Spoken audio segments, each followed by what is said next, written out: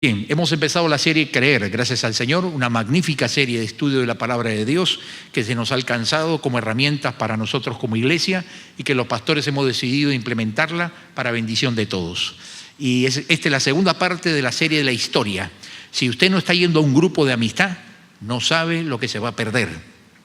Así que le animamos que vaya a un grupo de amistad del ministerio que le corresponda, donde se incorpore a estudiar. Y no va a poder estudiar si no tiene los libros. Y los libros están allá atrás en la mesa. A la salida del culto habrá alguien quien los ponga a disposición suya. Tiene que llevar el manual que le permite estudiar los textos bíblicos, hacer la investigación en su casa e ir al grupo de amistad, compartir con otros cristianos, enriquecerse del compartir unos con otros. Creo que esto va a ser una serie tremenda bendición realmente. Y si usted no tiene ningún grupo y no puede en la semana ir a un grupo, los domingos, desde hoy, ya empezamos los estudios de Creer en el tercer piso de nuestras aulas. Así que queremos animarles que todos los grupos de amistad ya deben estar dejando cualquier otro tema y empezar para no atrasarse y tener los materiales a mano para aprovecharlo más. No basta escuchar los domingos, no es suficiente. Necesitas tener el manual para aprovecharlo al máximo. Así que esto nos va a llevar año y medio de estudio. Empezamos con este segundo ciclo de este año y luego los 2 ciclos del próximo año estaremos continuando con la serie que nos va a permitir dar una revisión a todas las doctrinas principales de la Biblia. Con la historia revisamos los libros de la Biblia. Con Creer revisaremos las doctrinas bíblicas principales, esenciales para nuestra fe y nuestro desarrollo como iglesia. Así que un gusto estar con ustedes. ¿Qué tal si oramos y compartimos la palabra? Padre Santo, te damos gracias, Señor, por tu presencia en medio nuestro. Gracias por la obra de tu Espíritu, por tu palabra en medio nuestro. Gracias por tu presencia, Señor. Gracias por lo que estás haciendo en Venezuela, en Maturín. Bendice a Carlos y Sandra Clavijo, al pastor Mercon y su iglesia en Caracas, en medio de tantas dificultades económicas, llevando tu palabra a esta ciudad. Ayúdanos para ayudarles.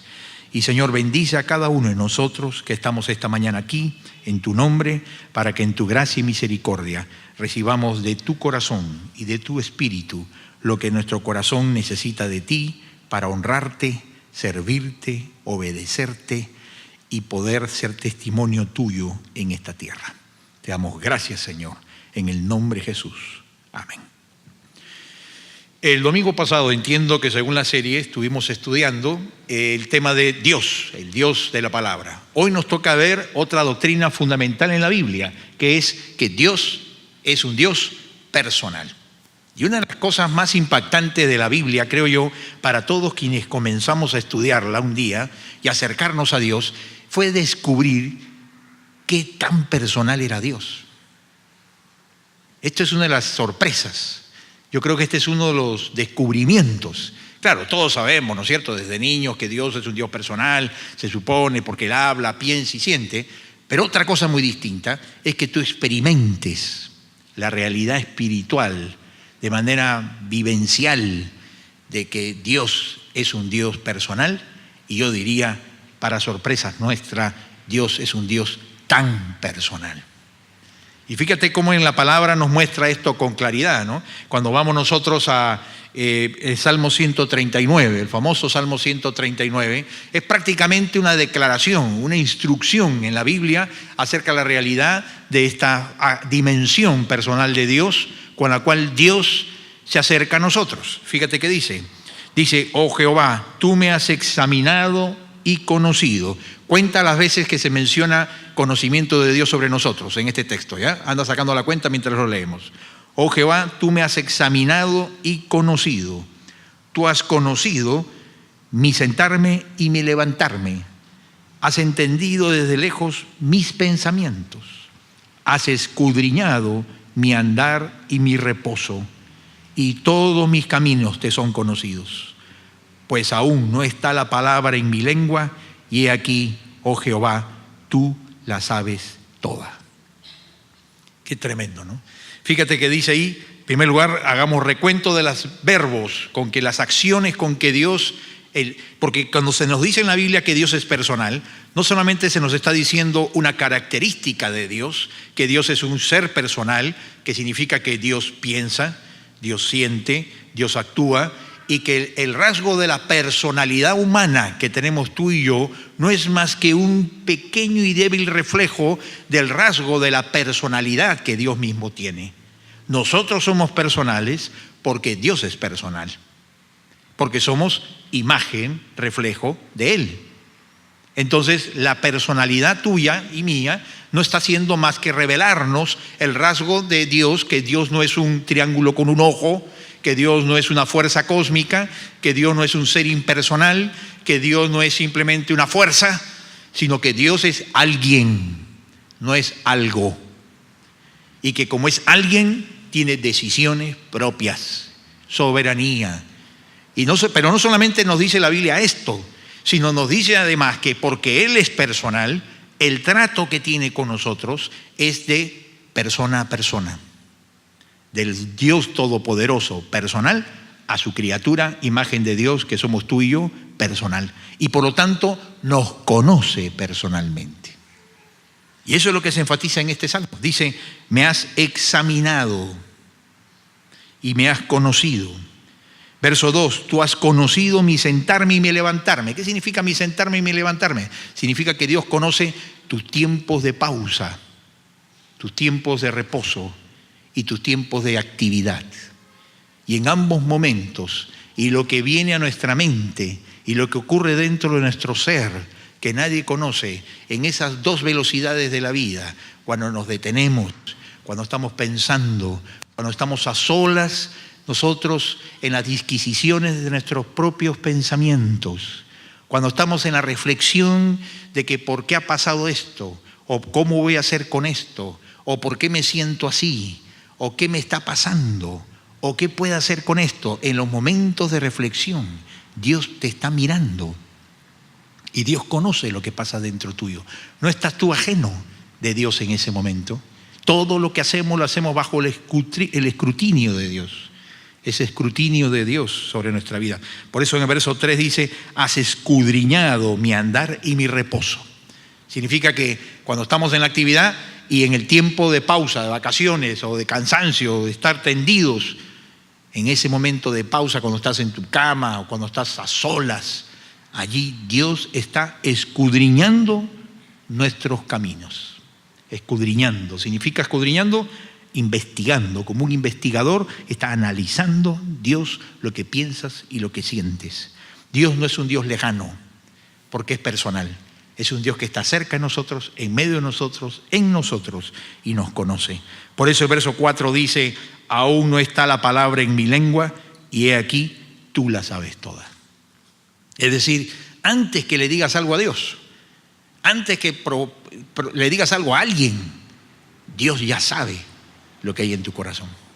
Y a veces vas a darte cuenta y descubrir que Dios sabe y entiende mejor lo que nosotros pensamos y sentimos y lo que estamos pasando que nosotros mismos. Porque Dios es Dios y te entiende mejor y sabe lo que te está pasando. Cuando nosotros muchas veces no sabemos ni lo que nos está pasando, ¿no? Es como cuando el auto, ¿no? Le suena algo pero no sabes qué es, hasta que vas descubriendo qué es lo que suena. Igual, en tu vida a veces sabemos que suena algo no nos gusta, algo no está bien, algo no nos hace sentir a gusto, pero no sabemos qué es. Dios ya lo sabe. Por eso es que cuando te acercas a este Dios personal, Dios nos revela por su palabra y nos pone como un espejo frente al alma y nos dice, mírate a ti mismo, tú no sabes qué te está pasando, pero aquí con la palabra te muestro qué es lo que te está pasando. Y Dios muchas veces, porque es tan personal, nos revela nuestra propia condición mental, emocional y espiritual o moral que nosotros mismos no entendemos por un momento. Pero ¿cuál es el propósito de Dios al mostrarnos en la Biblia que Él es tan personal, tan cercano a nosotros, nos examina, nos conoce, sabe, escudriña tanto a nosotros? ¿Para qué lo hace Él? ¿Cuál es el propósito? Lo dice la misma palabra y el mismo Salmo 139. El salmista terminó diciendo lo que Dios quería producir en su corazón. Tal conocimiento es demasiado maravilloso para mí. Alto es, no lo puedo comprender. Tal conocimiento es demasiado maravilloso para mí. Alto es, no lo puedo comprender. ¿Qué es lo que Dios quiere que producir en nuestro corazón? Es que le reconozcamos a Dios en toda su grandeza. La grandeza de Dios. ¿Para qué Dios te sorprende? ¿No te has dado cuenta tú a veces que Dios nos sorprende en el hecho de que Él nos conoce tanto? Cuando tú vas a la palabra y encuentras la palabra justa para ti. Cuando de pronto Dios te habla al corazón y Dios te muestra y te permite entender qué es lo que estaba lidiando en tu corazón cuando tú mismo no lo podías definir todavía. ¿Para qué Dios demuestra su conocimiento tan profundo de ti? Para que te sorprendas en el poder, sabiduría de Dios, conociéndonos tan perfectamente como solo Dios te puede conocer, y para que al hacerlo descubras su grandeza y sabiduría que es superior a la nuestra. Y entonces nuestro corazón prorrumpa en un canto de adoración. Esta era una palabra de adoración del salmista. Tal conocimiento es demasiado maravilloso para mí, no lo puedo comprender.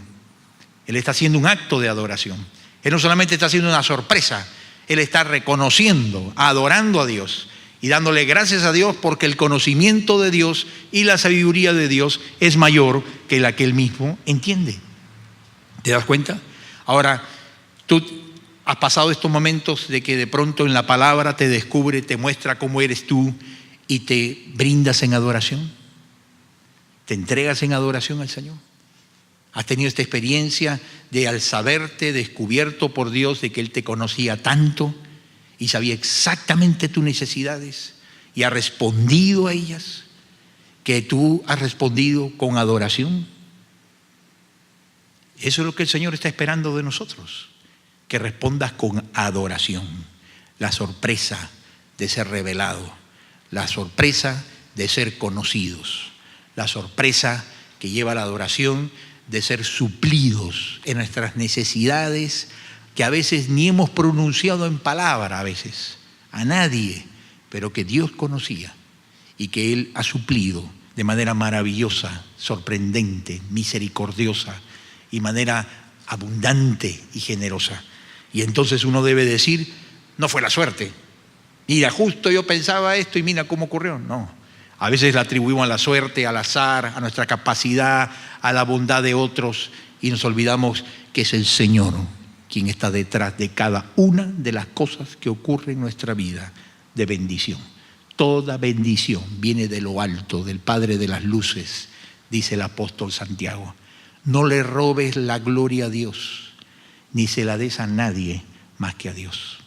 Dios nos llama a adorar y a bendecirle al Señor con el salmista diciendo, demasiado maravilloso es este conocimiento que nos dice la palabra, de que Dios te entiende, te conoce cada una de tus necesidades y que Él está pronto y es poderoso y tiene el propósito de querer suplir y obrar en ellas de nosotros. ¿No es motivo para decirle gloria a Dios en esta mañana?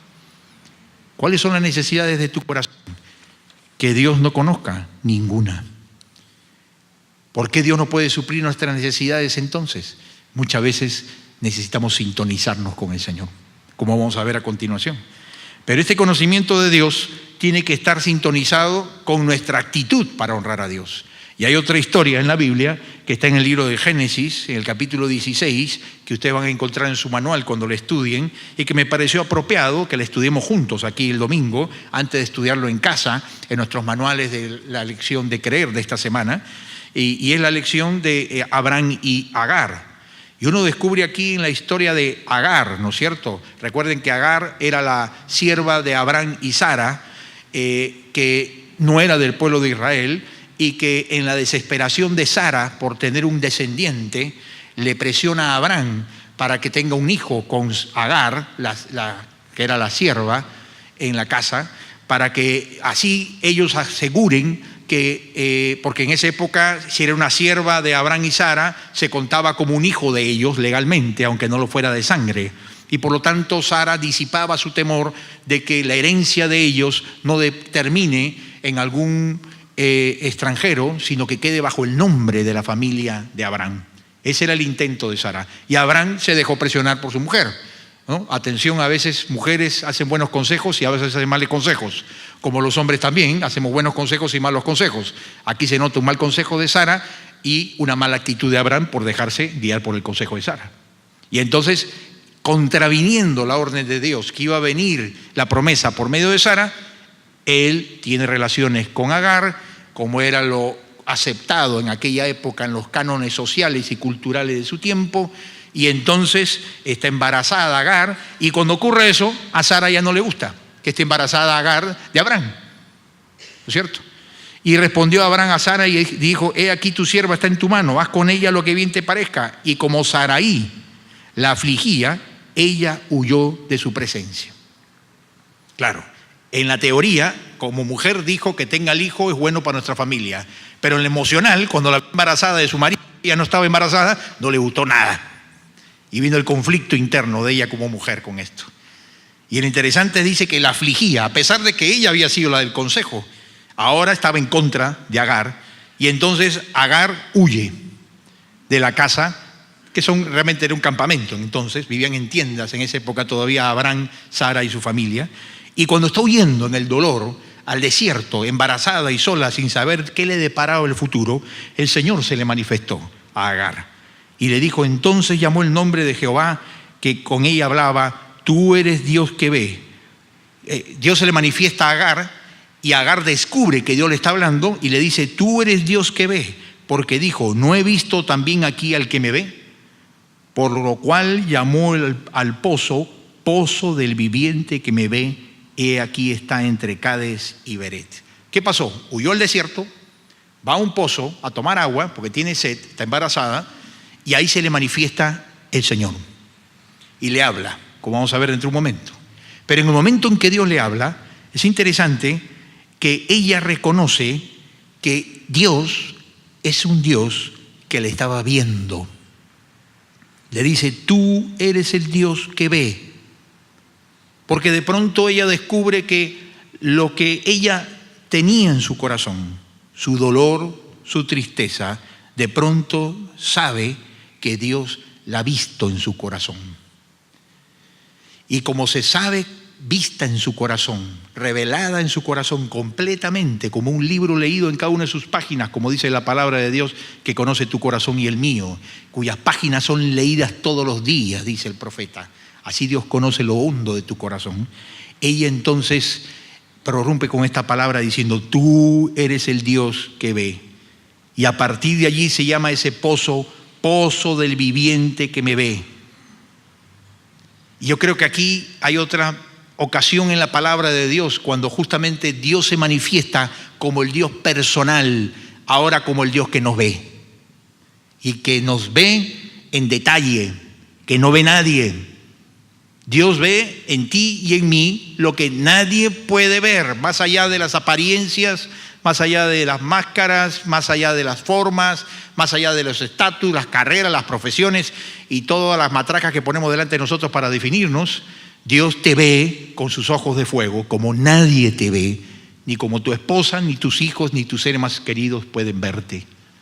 Y Dios que nos ve como somos realmente, lo más impresionante es que la palabra de Dios dice que Él sigue amándonos y sigue teniendo un propósito con cada uno de nosotros, y tiene un llamado y tiene un proceso en el que Él está puliendo nuestras vidas, y tiene una tarea que hacer en nosotros y una obra que tiene que hacer primero en nosotros, como tuvo que hacerlo en el corazón de Agar, porque Dios tenía un propósito con el hijo que Abraham tuvo con Agar, del cual nace Ismael y del cual vienen todas las naciones árabes del presente, vienen de este hecho justamente.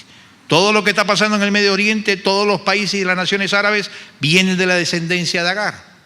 ¿Y para qué Dios lo permitió? Porque Dios tiene un propósito en el plan profético de Dios con las naciones en los últimos tiempos, donde las naciones árabes van a jugar un papel importante dentro del plan de Dios. Fíjate todo lo que estaba detrás de Agar. Entonces, ¿qué hace Dios? Dios que ve el corazón de Agar y que tiene el propósito entonces de poder hacer que el hijo Ismael nazca y no se trunque el propósito de Dios, a pesar de los errores de Sara, a pesar de la mala intención de Sara. Dios, a pesar de los errores humanos, trabaja por encima de ellos y en medio de ellos cumpliendo sus propósitos.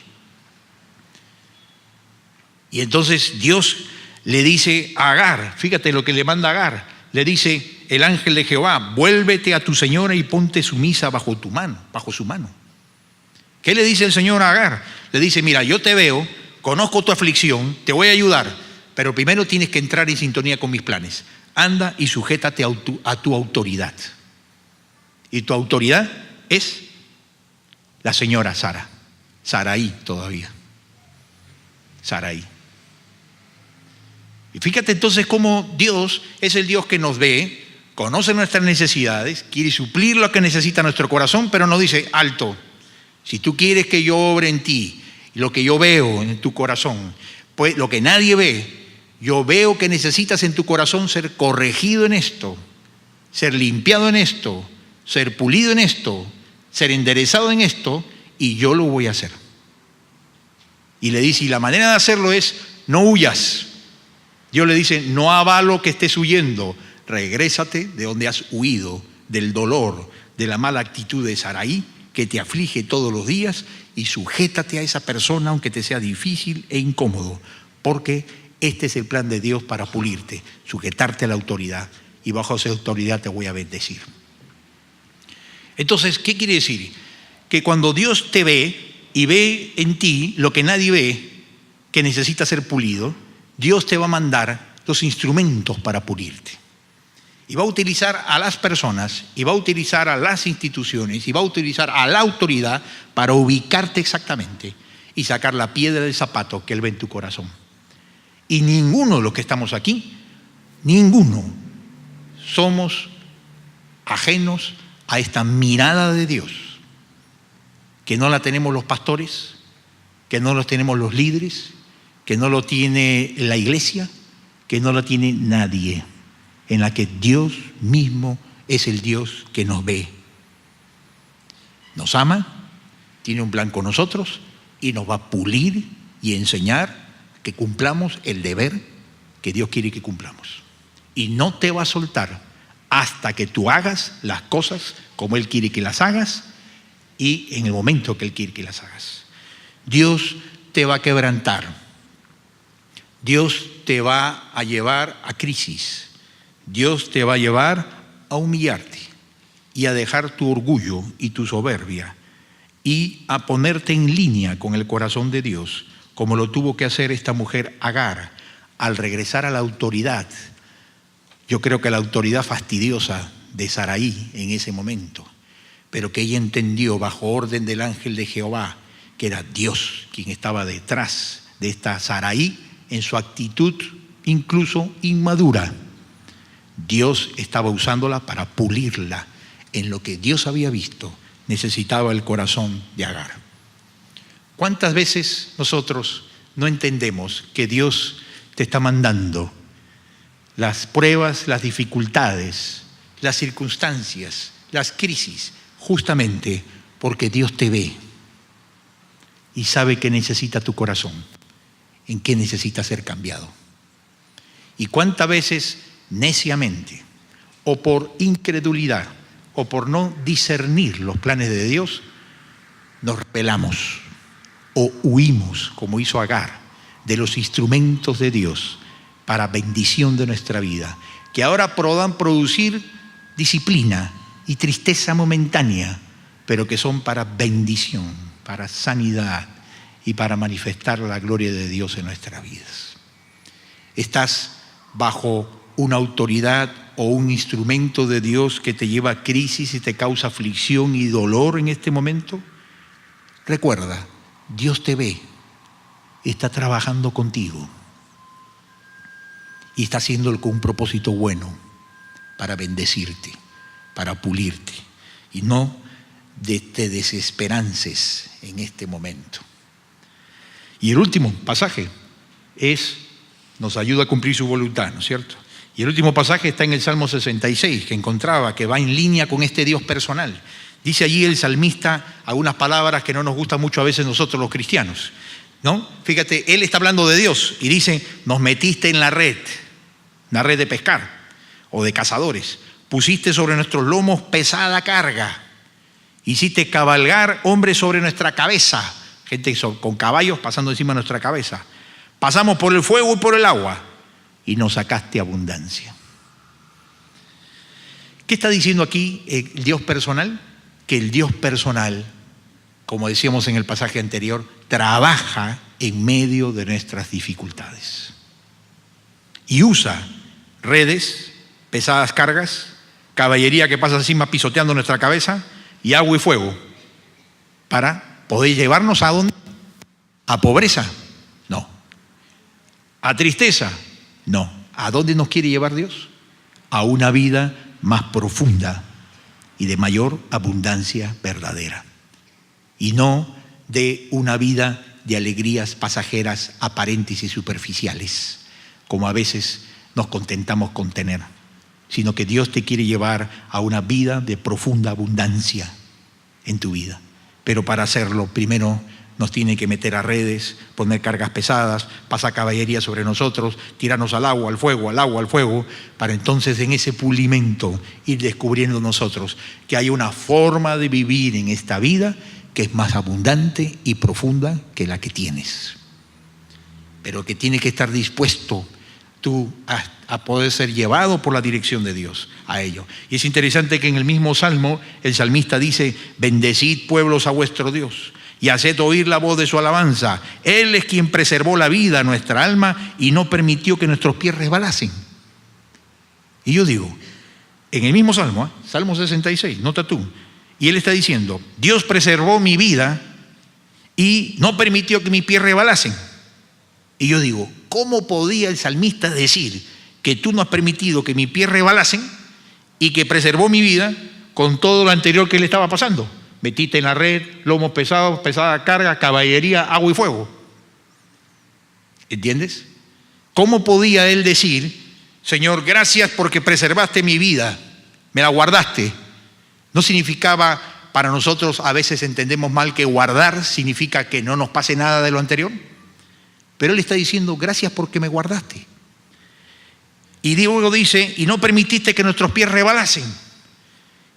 Y a veces no pensamos nosotros que cuando estamos metidos en la red o con pesadas cargas o la caballería encima y el agua y el fuego, más bien creemos que Dios nos soltó y permitió que nos resbalemos. Pero el salmista no dice eso, no piensa así.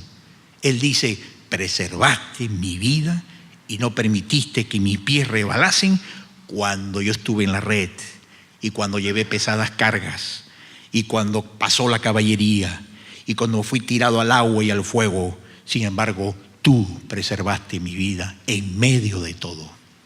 Y en medio de todo no permitiste que mi pie resbalase. Qué tremenda la mentalidad, ¿no? La diferencia de cómo Dios nos ve a cómo nos vemos. Y él termina diciendo que justamente la expresión más grande de que el Señor ha preservado su vida, como el versículo 9 dice, y que no permitió que sus pies resbalasen, justamente está en que finalmente él termina este salmo, o se acerca al final de este salmo diciendo: entraré en tu casa con holocaustos y te pagaré mis votos.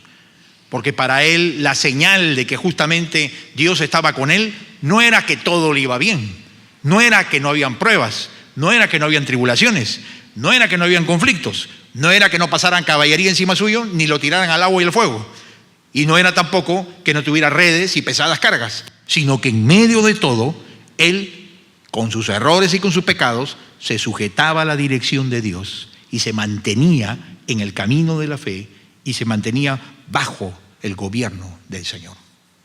Ese era su triunfo. Su triunfo no era circunstancias favorables o desfavorables. La bendición de su vida no era analizada y evaluada por la prosperidad o dificultad aparente de su vida, sino él tenía un termómetro más profundo para medir su vida de bendición, y era si en medio de circunstancias desfavorables o favorables su pie no había caído y no se había apartado del Señor. Y entonces por eso él termina diciendo: entraré en tu casa con holocaustos, te pagaré mis votos. Cumpliré mis promesas a ti, Señor. Eso significa: te pagaré mis votos, para adorarle y mantenernos bajo su dirección. Quiere decir que entonces Dios nos ve y nos conoce, y esto significa que Él sabe las pruebas que estamos pasando, pero lo que Dios quiere en medio de todo es que tú te mantengas fiel al Señor, fiel al Señor. que en medio de todo lo que estés pasando y te esté pasando, te mantengas bajo su dirección, te mantengas bajo el gobierno de Dios. Dice el salmista en otro salmo: tú conoces, Señor, mis insensateces y mis pecados, pero ten misericordia de mí y guíanos. Es que a veces no entendemos nosotros cómo la misericordia y la gracia de Dios, que nos conoce tan personalmente, va a obrar en nuestra vida para bendecirte, pulirte, porque Él ve lo que nadie ve. Y porque nos ama, te quiere santificar, te quiere pulir, y para hacerlo te va a limpiar y va a hacer pasar, si es necesario, caballería, redes, agua y fuego, con tal de sacarte a abundancia. Ese es el Dios de la Biblia. Es un Dios que quiere tomar tu vida y limpiarla profundamente. Es un Dios que no quiere solamente que tú te sientas bien, quiere más que eso. Quiere que llegues a conocer la vida más abundante y profunda y verdadera que hay solamente en Jesucristo. Y a través de ello vas a pasar pruebas diferentes, procesos de aprendizaje distintos, a veces dolorosos, pero que son necesarios para que uno pueda conocer esa verdadera vida abundante. Y no un cristianismo superficial, de venir el domingo, hacerme tratar de sentir bien, creer en Dios que me va a ayudar en cualquier cosa. No, Él quiere trabajar, obrar profundamente en tu vida, hacer una obra profunda en nuestros corazones, de sanidad, de reestructuración, de reforma interior. Él no quiere trabajar con superficialidades ni con apariencias tuyas. Él quiere trabajar en lo hondo de tu corazón. Ese es el propósito de Dios, porque Él es tan personal. Pero por eso justamente Dios nos asegura y promete que Dios va a hacer una obra profunda en nuestras vidas por el poder de Jesucristo. Este es el Dios personal que tenemos. Este es el Dios tan personal que tenemos. Y esto significa entonces que Dios nos reta a nosotros a vivir en esa dimensión. Entonces, para terminar, ¿qué les parece si oramos y le decimos: Señor, tú que nos ves? Como hemos aprendido que Agar dijo, ¿no? Tú, el Dios que me ves. Lo que ves en mí, Señor, ten misericordia de mí. Y te pido, Señor, conociendo mis insensateces y mis pecados, tengas misericordia de mí. Y, Señor, púlenos, límpianos, haz los cambios necesarios para que la vida abundante, la vida verdadera, que solo viene de ti, se manifieste en nuestra vida personal, en nuestro hogar. No queremos, Señor, una vida de apariencias.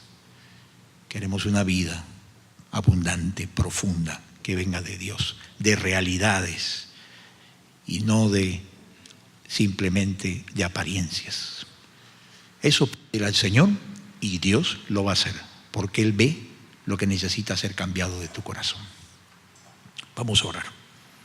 Bendito Señor, te damos gracias porque tú eres el Señor, el Dios que nos ves con tus ojos de llama de fuego y nos rebuscas en el corazón, no para condenarnos, no para destruirnos, no para poder desanimarnos, sino para poder confrontarnos con la realidad que aún necesita ser cambiada en nuestro corazón, para que andemos contigo, que eres un Dios personal, un Dios santo y un Dios verdadero. Y te pedimos, Señor, que mirando nuestros corazones como tú lo ves de cada uno de nosotros en esta mañana, tú mira nuestro corazón, Señor, con misericordia, con propósito de bendición. Te pedimos, Señor, haz los cambios que necesites hacer en nuestros corazones. Señor, pule nuestras vidas. Señor, sácanos del conformismo con las apariencias y llévanos a una vida más profunda cada vez, de la presencia y el gobierno de tu Santo Espíritu en nuestros pensamientos, en nuestras emociones, en nuestras palabras, en nuestras actitudes, en nuestras conductas. Señor, te rogamos, tú que nos ves, ten misericordia y obra en nuestras vidas. Obra en nuestras vidas. Endereza, limpia, allana, santifica, Bendice con tu presencia en cada uno de nosotros. No nos dejes como estamos, Señor. No nos dejes como estamos, Señor. Sino tú que nos ves, manifiéstate con tu Espíritu Santo. Y haz los cambios que quieras hacer en mi vida, en nuestro matrimonio, en nuestros hijos, en nuestra casa, en la iglesia, en lo que tú quieras. Porque tú eres el Señor, Rey de reyes y Señor de señores sobre todos nosotros. Bendícenos, Padre. Quítanos, Señor, todo falso sentido de justicia y danos un verdadero amor por la santidad y por la justicia en la iglesia. Gracias, Padre. Damos gloria a ti. En el nombre de Jesús te agradecemos por conocerte, que eres tan personal, que nos conoces a cada uno de nosotros. Bendito sea tu nombre, Señor. Como dice el salmista, es demasiado para nosotros para entenderlo. Como un Dios tan grande del universo, te has fijado en la pequeñez de cada una de nuestras vidas. Bendito tu nombre, Señor. Gracias, Padre. En el nombre de Jesús. Amén. Señor nos bendiga, hermanos, para la gloria del Señor.